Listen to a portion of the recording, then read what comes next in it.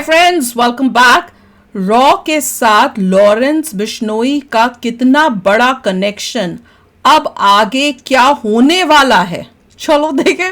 Video शुरू करते हैं। वीडियो शुरू करने से पहले अगर आप चैनल पर नए हो और आपने अभी तक सब्सक्राइब नहीं किया तो जल्दी से पहले सब्सक्राइब बटन को प्रेस कर लेना, बेल आइकन को प्रेस कर लेना, ताकि आपको हमारे सारे न्यू वीडियोस के नोटिफिकेशन मिल जाए जैसे हम अपलोड करें। अगर आपको वीडियो पसंद आता है प्लीज लाइक एंड शेयर। चलिए शुरू करते हैं। मेरे दिमाग में भागे क्या होगा से मैं तो ये कह रहा हूँ फाइनली लोग उसी थॉट प्रोसेस पे आ रहे हैं जो हमने बताया था रॉ। ओ हाँ, अब सब बोलने लगे कि विजिलेंटे है या रॉबिन हुड है। अब जो हमने बोला है ना वो पॉपुलर हो गया। कनेक्शन रॉ का एजेंट भी और रॉ का एजेंट भी बोला, वो भी होना शुरू हो गया। तो चलो देखें।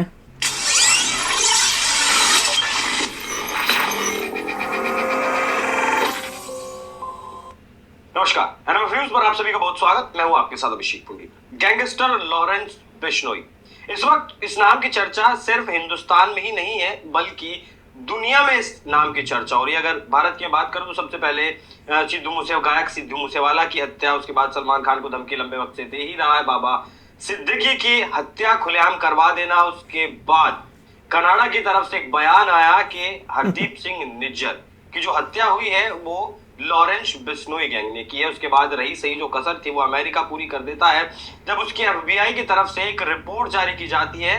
CC1 का जो नाम था लंबे वक्त से जिसे छिपाए हुए था, विकास यादव उसका नाम बताता है और वो कहता है कि विकास यादव भी लॉरेंस बिश्नोई के लिए ही काम करता है। तो ये तो नया सुन रही हूं मैं। हम पहुंचे हैं कि लॉरेंस बिश्नोई आखिर ये तो मैंने अभी सुनना है पहली बार हो गया, कितना बड़ा हो गया और कैसे हो गया, क्योंकि पिछले 8 साल से जेल में बंद है। पहले पंजाब की जेल, फिर दिल्ली की तिहाड़ जेल, और जब वो भी उसके लिए सेफ नहीं रही तो गुजरात की साबरमती जेल में वो बंद है। क्या कुछ कर रहा है लॉरेंस बिश्नोई, कैसे इतना ऊपर हो जा रहा है, उसी चीज को जानने के लिए हम पहुंचे हैं आज उत्तर प्रदेश के पूर्व डीजीपी विक्रम सिंह। सर बहुत बहुत स्वागत है आपका। धन्यवाद। क्या बोलते हैं? बड़ी कृपा की जो आपने दर्शन दिया। सर, लॉरेंस बिश्नोई पिछले 8 साल से जेल में बंद है, उसके बावजूद भी उसके पास बताए जाते हैं 700 शूटर हैं और भारत ही नहीं इंटरनेशनल लेवल पर वो अपना गैंग चला रहा है। कैसे आखिर ये पॉसिबल? गोल्डी ब्रार है ना, वो कर रहा है, वो सब सोचने वाली बात ये है कि एक व्यक्ति के पास 700 शूटर कहां से आते हैं। आप इतने बड़े पत्रकार हैं, आपके घर में कितने नौकर हैं? एक नौकर जो रख लेता है वही अपने को समझता है कि मैं बड़ा समृद्ध हूं। जिसके पास 700, और ये भी बताया जाता 700 ही नहीं, समृद्ध नहीं है, कहीं ज्यादा नौकर नहीं है।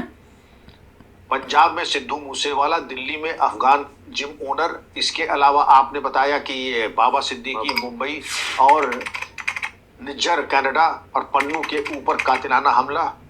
तो क्या मान लिया जाए कि दिल्ली की सरकार, पंजाब की सरकार, मुंबई की पुलिस, कनाडा की police, royal Canadian mounted police और अमेरिका की FBI और अमेरिकी शासन प्रशासन सब लॉरेंस बिश्नोई के घुटने टेक दिए हैं?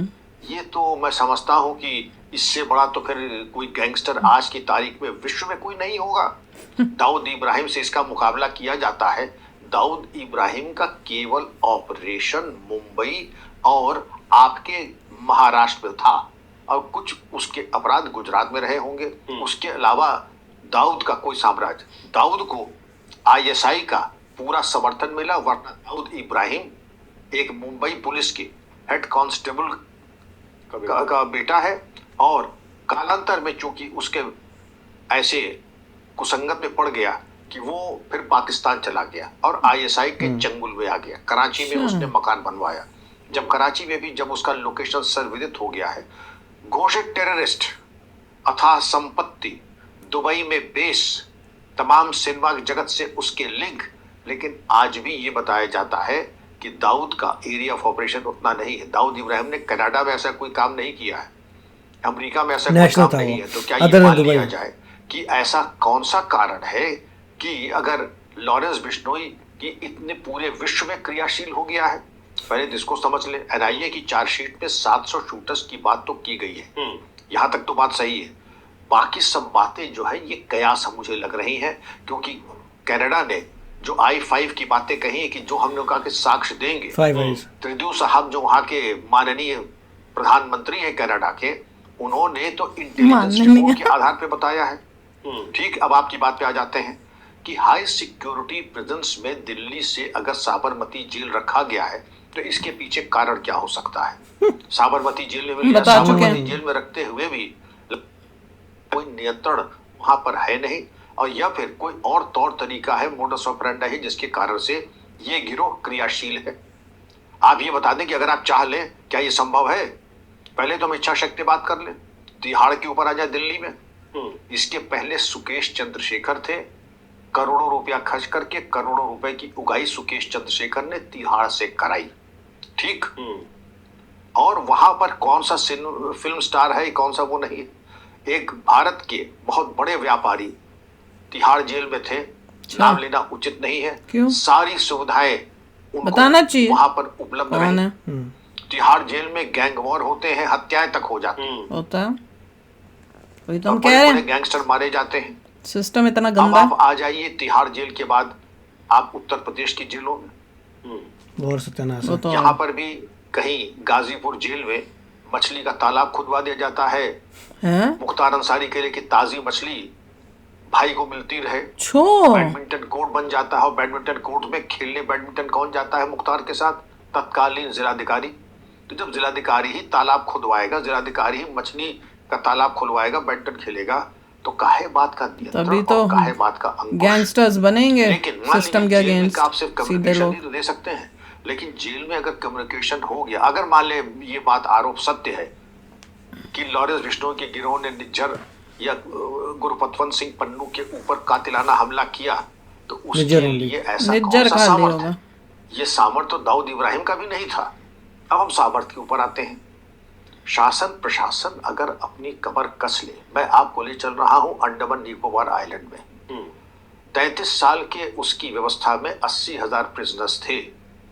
एक बार वहां पे काला करीब पानी। 250 प्रिजनर्स ने भागने की कोशिश की थी, सब पकड़े गए, और न सिर्फ उसमें 80 को फांसी दी गई, एक ने आत्महत्या कर लिया।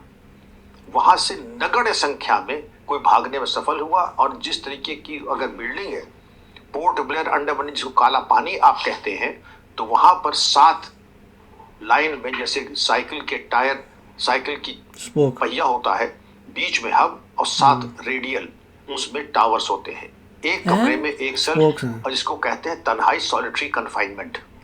अभी तो हम भारत की बात कर ले, सॉलिटरी कन्फाइनमेंट। सॉलिटरी कन्फाइनमेंट में न कोई भाग सका, और भागने कोशिश की, ये तो मार पकड़ा गया या मारा गया। 2 अटेम्प्ट हुए थे। इसके अलावा भागने में ये बताया जाता है कि वीर सावरकर सफल हुए थे, और भी 2-4 हमारे स्वतंत्रता संग्राम सेनानी सफल हुए थे, लेकिन लगभग नगण्य संख्या थी उनकी, कोई बहुत ज्यादा संख्या नहीं थी। सुख सुविधा की बात होगी, जो आत्महत्या आम, भूख हड़ताल आम, जिस तरीके की प्रताड़ना, क्योंकि वो शासन था अंग्रेजों का, और प्रताड़ित करने के लिए कहा जाता है कि सबसे खूंखार जो आरोपी या अपराधी होते थे उनको अंडमान निकोबार आइलैंड में डाला जाता था। इसके अलावा अगर आप बात कर ले कि जो उनका जो जेल मैनुअल था, उनकी जो सख्ती थी, वहां पर आत्महत्या बिल्कुल बहुत कॉमन थी। सामान्यतः अब हम जेल को सुधार गृह मानते हैं। अब जेल को हम देखा रहा है क्या सुधार गृह बना हुआ है प्रक्रिया जेल। के लिए नहीं, बल्कि सुधार के लिए हम रखते हैं। बेचारा वहाँ पर सीधा कोई आदमी गैंगस्टर बन के उनको निकलता है। ट्रेड, उनको ये सब शिक्षा, गलत है। और कोई क्या पढ़ना है? लिखना चाहे, कोई व्यापार करने के तौर जेल में तरीके कोई जाए सीखना तो चाहे, करप्ट होकर इसके निकलता है, ऊपर बुरा ध्यान हाल देते होता है हैं। उसका। लेकिन उनके ऊपर निगरानी रखता है। अब आपको ले चलते हैं पॉन्ड्स बना रहे हो, सिंगापुर। फिश लेके आ रहे हो, सिंगापुर में बैडमिंटन लुंगी कोर्ट prison बना है। रहे हो। वहां पर बबलू करप्शन है पूरा। श्रीवास्तव यूपी का एक माफिया था, वो निरुद्ध किया गया था। तो जो सीबीआई के अधिकारी उसको लेने गए थे बबलू को, ये बताते हैं लुंगी प्रिजन में भी एक सेल पूरा सीसीटीवी से आच्छादित। यहां तक तो हमारे भी सारे जेल सीसीटीवी से आच्छादित है। लुंगी प्रिजन में ये था कि एक एक चीज की मॉनिटरिंग, कितना खाना दिया गया, कितना खाया, कितना छोड़ा, कितनी बार वॉशरूम गया, कितनी बार नहीं गया, कितनी बार खांसा, एक एक चीज की मॉनिटरिंग वहां पे ये गुंजाइश नहीं थी। और उसमें केवल एक झीना सा कपड़ा कमर से नीचे तक, और उसमें पतली सी डोरी में, जिससे कि फांसी वांसी न लगा पाए। किसी तरह का कोई इम्प्लीमेंट, कोई सुविधा किसी तरह की नहीं थी। और जेल की सख्ती जब होती है अभिषेक जी, तो ये बताया जाता है तन्हाई में, न सिर्फ पोर्ट ब्लेयर में बल्कि और जगह जहां तन्हाई होती है, तो लोग छिपकली से बात करने लगते हैं, कॉकरोच से बात करने लगते हैं। तो किसी जेलर ने पूछा, आप छिपकली से बात करते हैं उनका क्यों ना बात करें, जब कोई है नहीं बात करने की तो किससे करें? किससे करें? वो भी मुझसे बात करती है और जब नहीं आती तो मैं रोता हूँ उस छिपकली के लिए। इस मानसिक अवसाद और इस मानसिक अवस्था में ला करके जेल वाले, ये अंग्रेजों के जमाने की बात में बता रहा हूँ। आज की अगर बात कर लें तो जो कड़ाई और सख्ती जेल मैनुअल में है वो भी आदमी को बिल्कुल तोड़ सकती है। तो तोड़ना तो छोड़ दीजिए, कम से कम इतना तो नियंत्रण कर लीजिए कि उसका कम्युनिकेशन ना हो। आपके मोबाइल फोन जैमर है वहां पे, आपके वहां पे कोई सुविधा अवांछित नहीं होनी चाहिए, अनावश्यक मुलाकात नहीं होनी चाहिए, अनावश्यक उपकरण न हो। सुकेश चंद्रशेखर को आपने स्पूफिंग ऐप दिया कि वो भारत का गृह सचिव बन करके एक औद्योगिक घराने से 200 करोड़ रुपए की उगाही कर ली उसने। ऐप भी मिल गया, सिस्टम भी मिल गया, क्या क्या बताया ना, इतना की उगाही भी कर ली गई। जो अतीक था उसने न सिर्फ एक व्यापारी को अपने सामने जेल में रहते हुए जेल में बुलवाया, जेल के अंदर रह करके पिटवाया। तो इससे आपके अभिषेक जी निष्कर्ष क्या निकलते हैं कि अगर साधन संपन्न आप हैं, आप जो चाहे करा लें, नियम की तथा आप जिससे चाहे कम्युनिकेट कर लें, जिसको चाहे बुला लें, जिसको चाहे भेज दें। ये जो व्यापारी भारत स्तर का यहाँ पता तिहाड़ में ये बताते हैं कि 25,000 रुपए रोज अगर दे तो जो सामान्य है, दवा खाना, आपके साथ मारकूट नहीं होगी, इतनी व्यवस्था, बाकी रोज अपग्रेड होता रहेगा। तो मैं अगर आपकी की बात को आगे करूं तो अगर ऐसा है, होता था पहले उत्तर प्रदेश की जेलों में ऐसा है, काला पानी की जेलों में ऐसा होता था, तो आज की सरकारों में शर्म नहीं आती? शर्म, आप ये बता दीजिए, शर्म आने के लिए जरूरी है कि पहले बिना दंड के राज्य अधिकार नहीं चलता है। जितने कांड मैंने आपको बताए, उद्योगपति का, सुकेश चंद्रशेखर का, गैंग वॉरफेयर का और अन्य भ्रष्टाचार का, में कोई जेल कर्मी बर्खास्त हुआ? वही तो सब मिले में। जबकि होना ये चाहिए था कि जब इतना बड़ा हिंसा का तांडव हो रहा है, इतनी संलिप्तता दिखाई पड़ रही है, तो ये दिखाता है कि जेल अधिकारी कर्मचारी न केवल पूरी तरीके से संलिप्त हैं, बराबर के हिस्सेदार हैं और लापरवाह भी हैं, कर्तव्य के प्रति उदासीन भी हैं। इससे साफ नजर नहीं आ रहा कि वही जो हम बोल रहे थे, सिस्टम इतना बेकार है कि अगर कोई सीधा आदमी गलती से फंसा दिया जाए और उसको भेज दे जेल के अंदर, या कोई छोटा क्रिमिनल हो जैसे छोटा मोटा काम किया उसको जेल के अंदर डाल दें, तो वो जब बाहर निकलेगा तो वो खूंखार गैंगस्टर बन के ही निकलेगा। इससे मुझे लॉरेंस की ही इंटरव्यू में जो उसने बोला था वो याद आ रहा है। उसने क्या बोला था? उसने कहा था मैं तो कुछ मैंने किया नहीं, कॉलेज में जो मैंने छोटा मोटा क्राइम किए थे उसकी वजह से जो है मैं फंसा और मेरे ऊपर FIR हुआ और मैं जेल में आ गया, और तब से मैं उसी पे FIR हुआ तो जेल में बैठा हुआ, तब से बैठा हुआ, और उसके बाद मेरे ऊपर और केसेस लगते रहे हैं। और उसने बोला कि देखो मेरे को जो मैंने किया, जो मैं बना हूं, अब जैसे कहते हो आप मैं गैंगस्टर बनाऊं, जो भी, उसने गैंगस्टर नहीं बोला, जो भी मैं बनाऊं वो इसलिए बनाऊं क्योंकि जेल के अंदर अगर आपको रहना है या तो आप झुक जाओ या फिर आपको गुंडा बनना ही पड़ेगा। तो भैया मैंने या फिर जो बताया था उन्होंने 25,000 रुपए पर दिन हर रोज अगर तुम दोगे तो तुम्हारी कुटाई नहीं होगी, तुम्हें खाना मिलेगा, कपड़े बहुत अच्छी हो जाएगी, वो मिलेंगे। और उन्होंने बताया, और जितने भी पॉलिटिशियंस है बोलेंगे 25,000 पर डे तो कुछ भी नहीं है इन लोगों के लिए, तो करोड़ों में करोड़ों 50,000 पर डे लो और हमें राजा की तरह रखो। वही तो बैठ नहीं बता, अभी तो पौंड बन रहे हैं, मछलियां हो रही है कि उसको ताजी मछलियां चाहिए जो उसके लिए पौंड है, उसके लिए फूड, हाँ कोर्ट बन रहा है, और उसके साथ उसी पुलिस वाला ही खेल रहा है उसका हेड वहां पे उसके साथ, ये है। और हमने तो खुद वीडियो देखा, वो कौन से मालिश वाला, वो भी मालिश वाला भी वीडियो देखा है। तो जब ये सब चल रहा है तो भैया लॉरेंस बिश्नोई को अगर फोन मिल रहा है तो उसमें सबको क्यों तकलीफ हो रही है, जब सिस्टम ही ऐसा है। और रॉ के साथ डेफिनेटली कोई कनेक्शन है, तभी ये सब पॉसिबल है, होना भी चाहिए। कनाडा में ऑपरेशन कर दिया तो अच्छी बात है। हाँ, मैं तो कहती हूँ ठीक है भैया, अगर बंदा देश के लिए काम कर रहा है, कनाडा हिसाब से तो मिस्टर अमित शाह भी इसमें है जिन्होंने ये सब किया।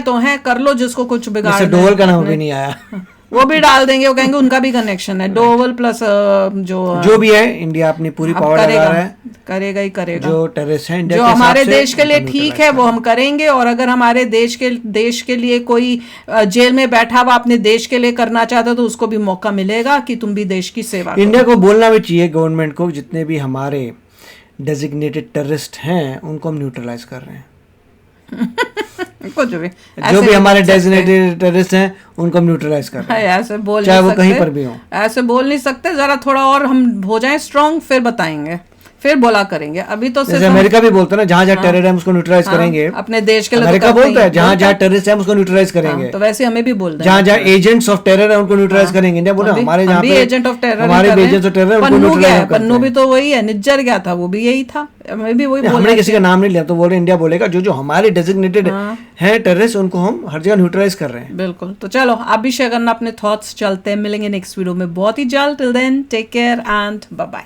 तो अगर आप मेरे इस चैनल पे नए हो तो जल्दी से सब्सक्राइब के बटन को हिट करो और बेल आइकन को क्लिक करो, ताकि आपको मेरा जब नया वीडियो मैं लगाऊं आपको उसके बारे में जल्दी से पता चल जाए।